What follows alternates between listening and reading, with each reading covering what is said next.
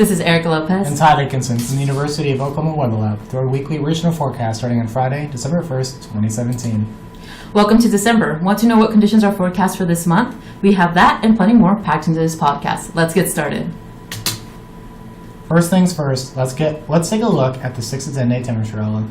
Above normal temperatures are favored for much of the west, headlined by probabilities in the 60s throughout California due to higher pressures and southeasterly flow. The small exception in Idaho, Montana, Oregon, and Washington, where below normal temperatures are slightly favored, are due to strong northerly flow, bringing colder air in from Canada. The eastern two-thirds of the U.S. has now tilted towards below normal due to strong upper air troughing. Probabilities reach into the 70s along parts of the southern Mississippi River. Overall, the temperature outlook for days 8 to 14 looks about the same as days 6 to 10. Above normal temperatures are favored throughout the west, and above normal temperatures are favored in the east, with the Great Plains being the division point. Confidence in both temperature outlooks is rated a 4 out of 5. Overall temperature anomalies are somewhere as high as 2 degrees for above normal and as high as about 3 degrees for below normal. Let's examine precipitation now. Upper air ridging over the western U.S. tilts odds towards below normal. Probabilities are very high, upwards of 80% in parts of the Pacific Northwest. Other precipitation tools cause below normal precipitation probabilities to extend into the middle Mississippi Valley.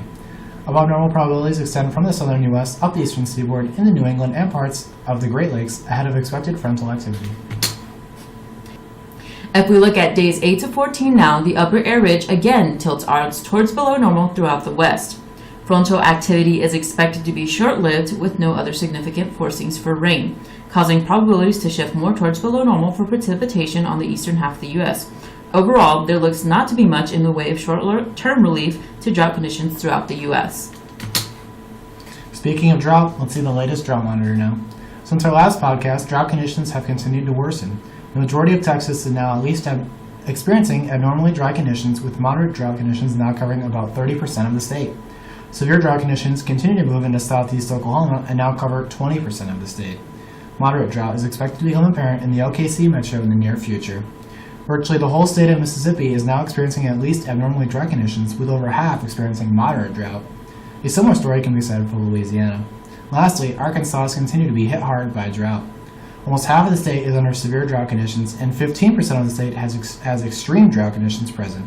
Unfortunately, the current drought outlook for December has any drought currently persisting, and most abnormally dry conditions expected to develop into drought conditions throughout the South. The CBC updated their sub-seasonal outlooks on the last day of November.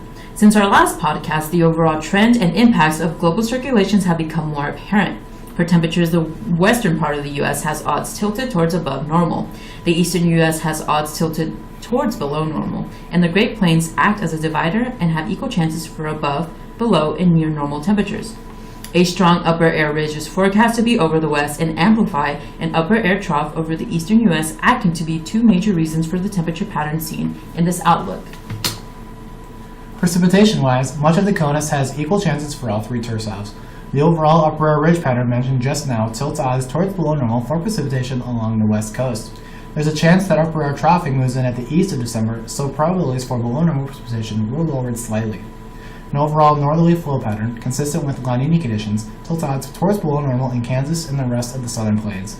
Frontal passages at the beginning of the month are expected throughout the eastern U.S., as we mentioned earlier, bringing some variable precipitation amounts. The variability in these amounts, plus the potential for small low pressures to build in with association with the upper air troughing, limit the eastward extent of below normal precipitation probabilities. Once again, this podcast has been brought to you by the University of Oklahoma Weather Lab, a top academic weather and research program in the United States and partner of the Southern Climate Impacts Flying Program. As we move into December, all of the OWL team must prepare for the end of the semester. While this is the last podcast of the semester, we will be very active on Twitter, bringing the latest updates to drought, temperatures, the La Nina conditions, and more. Our Twitter handles and many other websites, as always, are listed in the description box below. Thank you again for tuning in, and we will see you on Twitter.